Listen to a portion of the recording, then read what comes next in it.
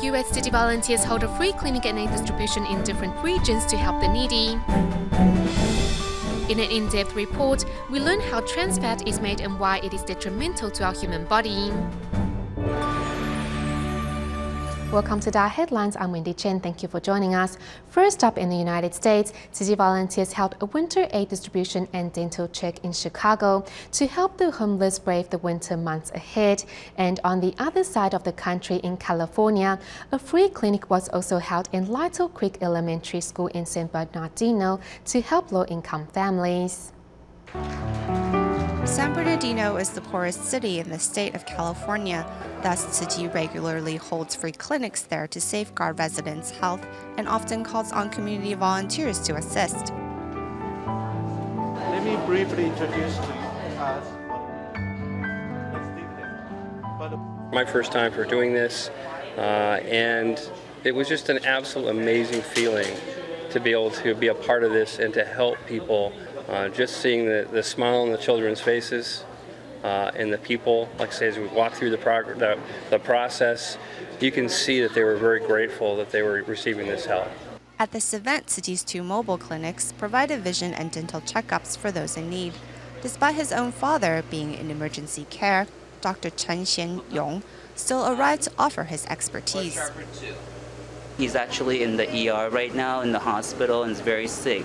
And part of the reason why I'm so active in volunteering is that it allows me to kind of gain more blessing for my father.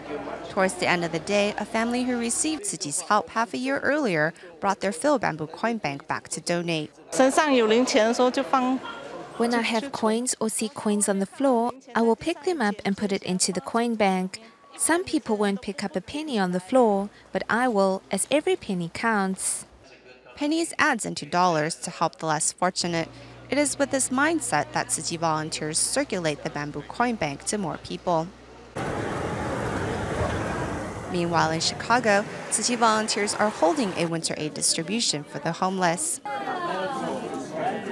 Despite the cold weather, the compassion radiating from volunteers warms the hearts of those waiting in line for a dental checkup. Yeah, and representing the love from our volunteers. Tzu Chi's signature gray blanket was also introduced, and behind each aid package is the love of countless volunteers. Receiving the warm items, residents felt taken care of. Donating within their abilities, wishes are also deposited into the bamboo coin banks. Tzu Chi volunteers' sincerity continues to reach the less fortunate one person at a time.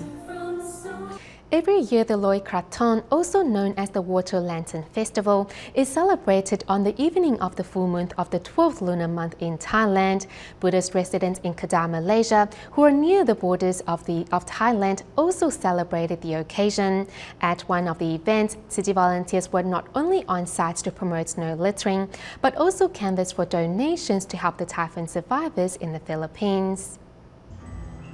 In Jitar, Kedah, a Buddhist temple holds their annual celebration to welcome in Loi Krathong, a traditional festival for giving thanks and paying homage to the water gods.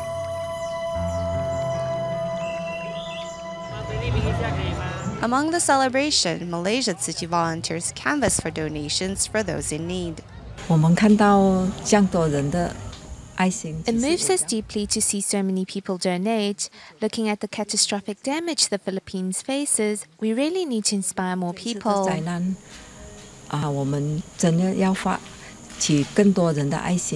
To not only inspire residents to help, but also to take action to protect the planet, Tzu Chi volunteers quickly get to work, picking up the garbage left behind as the festivities comes to an end.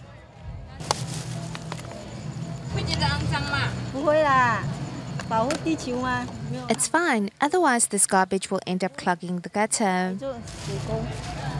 Moved by the volunteers' selflessness, a Buddhist abbot stops in his track to capture the images. This is very inspiring because many people often forget to pick up after themselves. I hope this inspires everyone to pitch in to help clean up the environment. Seeing volunteers, young and old, setting such a good example for others not only accumulates merit as a whole, but also helps people to be friendlier towards each other. Uniting people together, the light of the floating crowns are lit, as well as the lamp of the heart. To help those affected by Typhoon Haiyan in the Philippines, Tzu Chi volunteers in different regions of Malaysia have all mobilized to raise funds. Among the volunteers is Chen Hua, a Tzu Chi volunteer from Jordan, who joined his counterparts to canvass for dirt love at a traditional market. Would you like to make a donation to help the typhoon survivors in the Philippines? Thank you. This is Jordan Tzu Chi volunteer Chen Hua, who has joined his counterparts in Malaysia in fundraising. Beside him is Yu Qianlin. Despite suffering from Parkinson's disease, he still does his best to help. I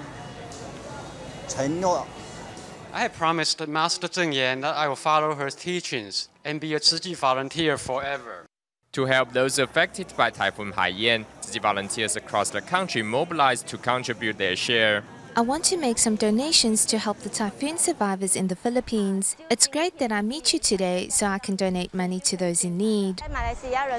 Many Malaysians live well-off lives, and those disaster survivors are in desperate need of aid supplies, so we should do our part to help them. Here at the shopping mall in Kuantan, Malays also seized the opportunity to make contributions. 57-year-old Xiao Cai-yin joined in the fundraising for the day.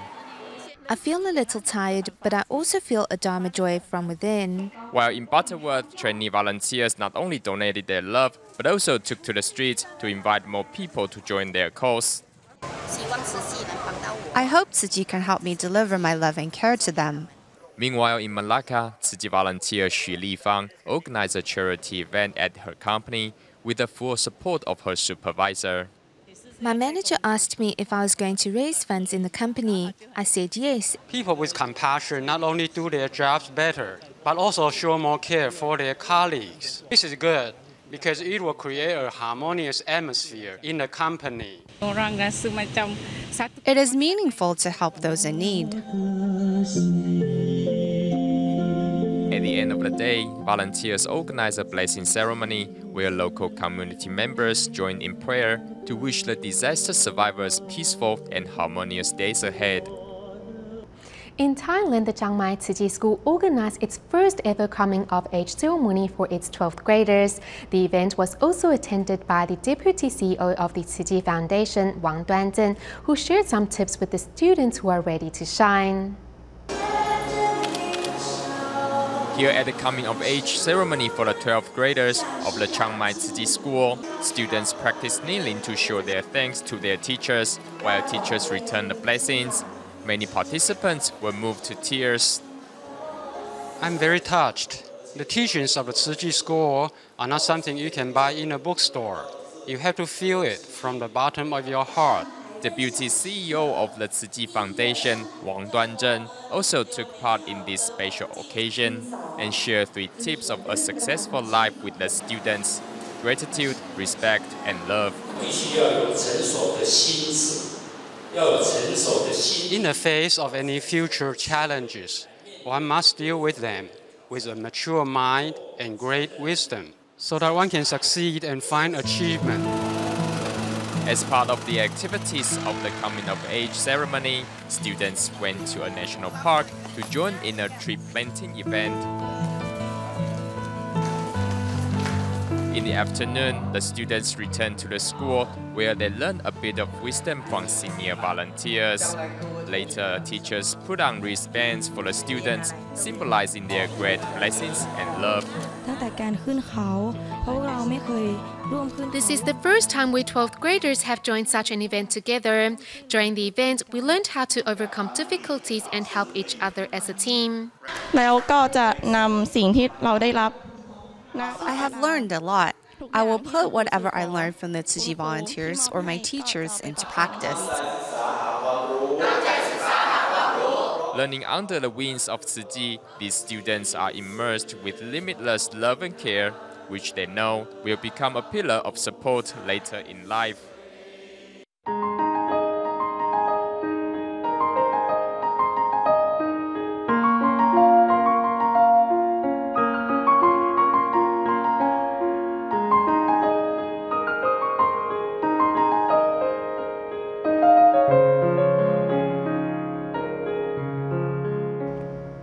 According to the World Meteorological Organization's Greenhouse Gas Bulletin, in 2012, the concentration of greenhouse gas in the atmosphere broke all previous records.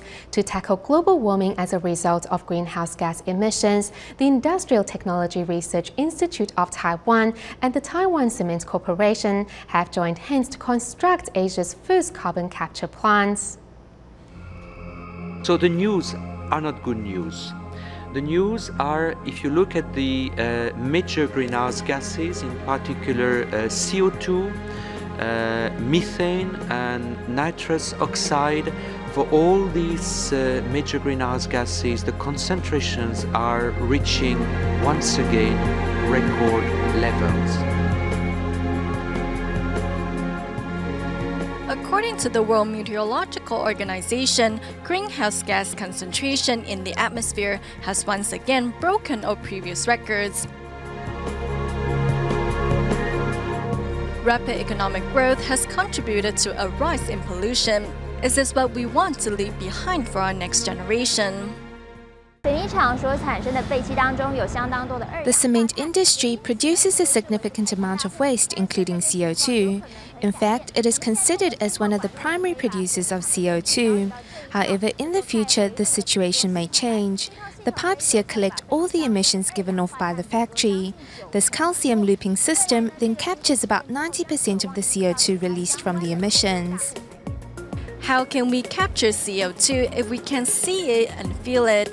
When a limestone is heated, it produces lime and a large amount of CO2. Therefore, by reversing the process, lime can be used as CO2 absorbent.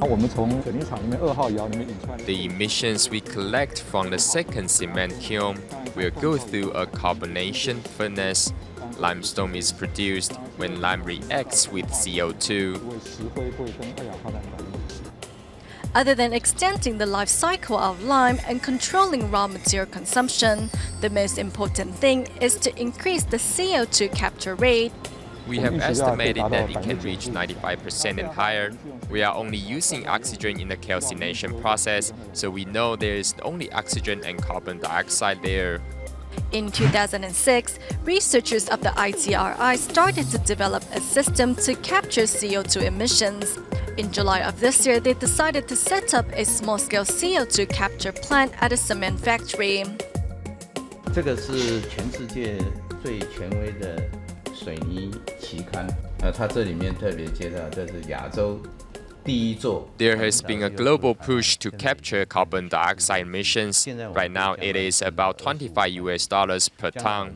In the future, we hope to decrease that cost to $10 per ton. When this technology has matured, it can be widely used for commercial interests. In the future, a carbon tax might be applied. If the carbon tax is about $20 to $30 per ton, the system that can capture and bury CO2 emissions can earn a lot of money. It will be very profitable. Other than capturing CO2, what else can this system do? Besides the calcium looping pilot plant, we see tubes growing algae. This tube can directly use the CO2 captured by the system. For this one, however, the CO2 has to be treated first before use. In the future, researchers will also add a CO2 liquefy system. To help slow the pace of global warming, researchers of ITRI will continue in their efforts to make such system as widely available as possible. To celebrate Gender Day at the 19th Conference of the Parties to the United Nations Framework Convention on Climate Change held this month in Warsaw, Poland, a day was set aside to honor the women present at the climate change conference. The purpose was to remind everyone that not only are we the ones most affected by climate change and natural disasters, but that in many cases we can also be the solution to these problems. Early morning in the streets of Warsaw, half of the people going to work are women. But at the National Stadium, where the negotiations of COP19 are taking place, it's a complete different story. And the number of males is still more important. That's why today, the United Nations Framework Convention on Climate Change, as well as many organizations, decided to recognize the importance of women on the climate change frontline. All of us as members of the women's constituency, we are very happy that we have got this day to put forward our views and also share our experiences with women all over the world. Gender Day is a reminder everybody that climate change is not only one party, one gender's responsibility. It's mutual, male, female, family, every individual. This is the time for collaboration. If today women are being honored here, in many places they are left behind and are sometimes even more affected by men when disasters strike. Women from all over the world were united and dedicated an action to the victims of the Typhoon Haiyan with a representative from the Philippines. It will always be the local communities and particularly the women from the global south who have very low carbon footprints, and yet they're the ones suffering the most. We feel that women, as well as being victims of climate change, they are victimized much more than men, and we feel that they can make the change. When they heard about master teaching 30 housewives, everybody opened their eyes and they cannot believe it. Not many men attended the events of Gender Day, but groups of women were able to discuss international partnerships for the future. Men slowly understand, but that's a long process. We are definitely calling for more men to be part of this action because gender doesn't mean women alone. Women can do a lot of things if we can team up as partners continuously. As people nowadays have become more aware of what they eat, food safety is a hot topic among consumers. This includes questions regarding trans fats, which have sparked worldwide concern due to the fact that it is widely used in processed food and is unhealthy. Why is trans fat so detrimental, and why have the United States and other countries either completely banned or regulated the use of trans fats in food products? Let's find out in our next report. Breakfast is said to be the most important meal of the day, as it provides sufficient energy to keep our body going over the day. 吃早餐了。看起来丰富营养的一顿早餐。 Do you know the hidden danger in the seemingly nutritious breakfast of buttered toast and a cup of coffee with creamer? In fact, be it margarine or creamer, it all consists of trans fat, which is harmful to the body and can't be easily digested. Saturated fats will easily raise the level of our blood cholesterol, and unsaturated fats won't do that to the same degree. What about trans fat in terms of cholesterol? It is even worse than saturated fat. The intake of trans fats can lead to cardiovascular diseases and will increase the level of triglyceride in our blood. For diabetes patients who need to control their blood sugar level, this is something they need to be aware of. What exactly is this fat that is so easily missed yet so detrimental to our body?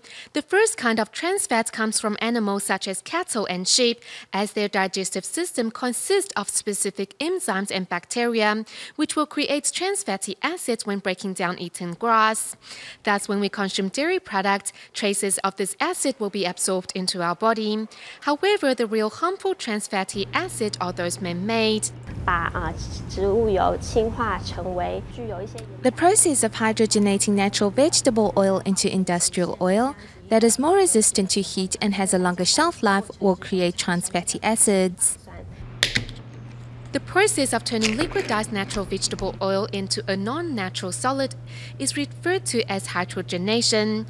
Vegetable oil is considered a form of cis-unsaturated fats, meaning that carbon atoms and hydrogen atoms are on opposite sides of the double bond that forms the fat molecule. However, catalysts such as nickel and palladium will break the molecular structure, causing the hydrogen atoms to drift to the other side of the molecular bond.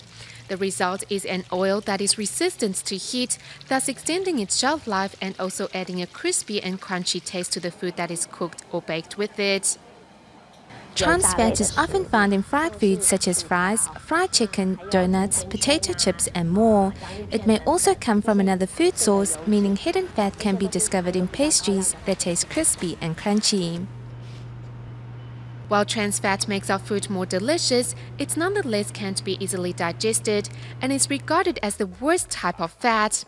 For this reason, many countries worldwide have regulated the use of trans fat, and the Food and Drug Administration in the United States even announced a ban on trans fats. According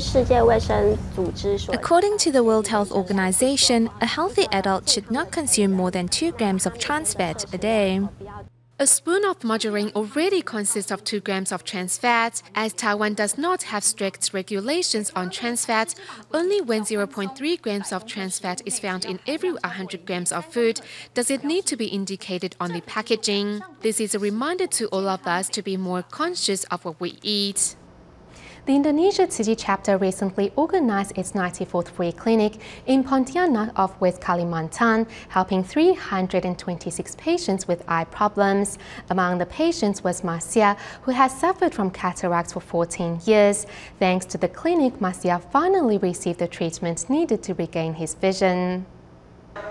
20-year-old Masir is a teacher at a local boarding school.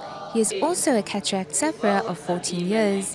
When he was a child, he endured his classmates' ridicule, and now that he is older, cherishes any and all opportunities to regain his vision. I truly want to see again with that eye, but I don't have enough money to undergo surgery, so it is impossible to get the treatment I need. Although suffering from cataracts, he never gave up, but instead worked even harder than those around him.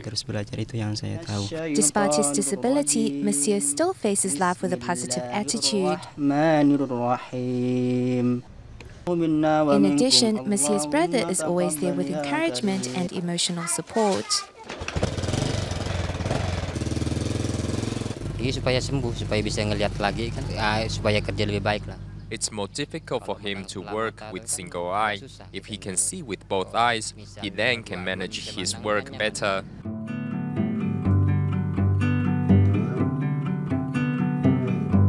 Before his surgery, Monsieur was full of worries.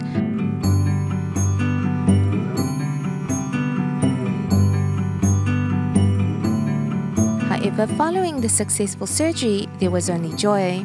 I want to learn to help the less fortunate, just like the Tzu Chi volunteers. I want to help other people with their disabilities.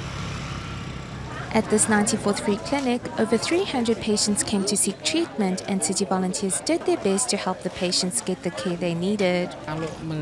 Tzu Chi volunteers have shown their utmost care to these patients. It's just unbelievable. From beginning to end, the volunteers have tended to the patients with unrivaled attention. Their kind gestures are so genuine and sincere. It is wonderful to see.